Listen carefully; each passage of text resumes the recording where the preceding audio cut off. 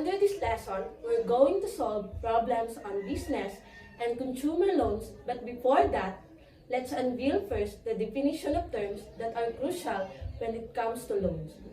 Amortization method is a method of paying a loan on installment basis, usually of equal amounts at regular intervals. Next is a mortgage, which means a loan secured by a collateral that the borrower is obliged to pay at specified terms.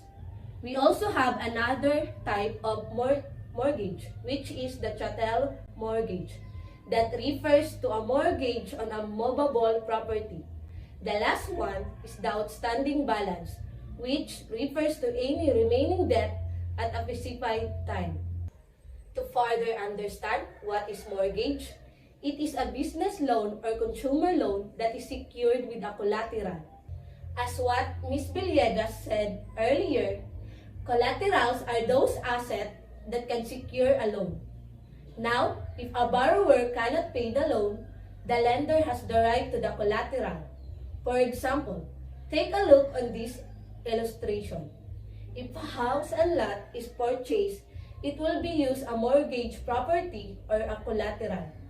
During the term of the loan, the mortgagor or the borrower in a mortgage still has the right to possess and use the mortgage property. However, in the event that mortgagor does not make regular payments on the mortgage, the mortgagee or the lender in a mortgage can repossess the mortgage property. Now, prior to what we have learned about mortgage, the most common type of mortgage is the fixed rate mortgage, wherein the interest remains constant throughout the term of the loan. So now, let's practice and solve the following problems involving business or consumer loans. Example number 1. Mr. Garcia borrowed 1 million pesos for the expansion of his business. The effective rate of interest is 7%. The loan is to be repaid in full after 1 year.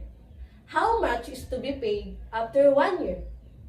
First, we have to determine the given.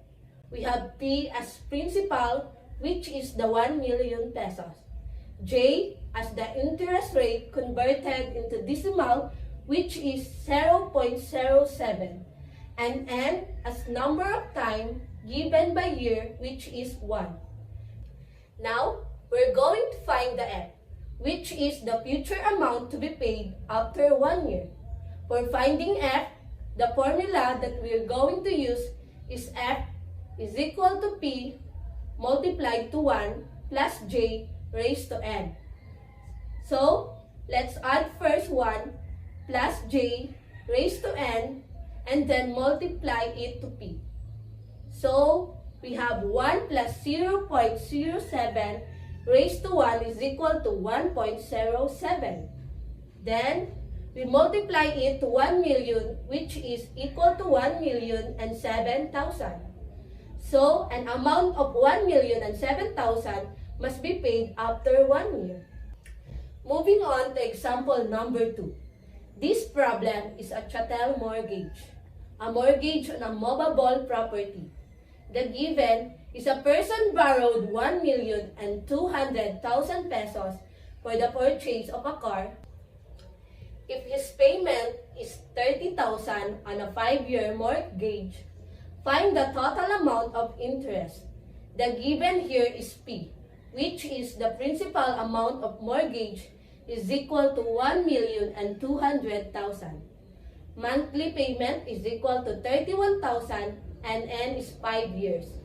Here, we have to find a total amount of interest. To solve, we will multiply the monthly payment amount, which is 31,000 to 12 months since the payment is monthly. Then, we will multiply the product to the number of year mortgage, which is 5 years.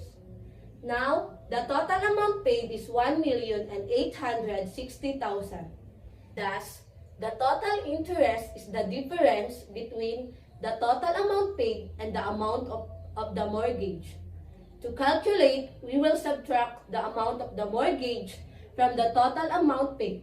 that is 1,860,000 minus 1,200,000 is equal to 660,000.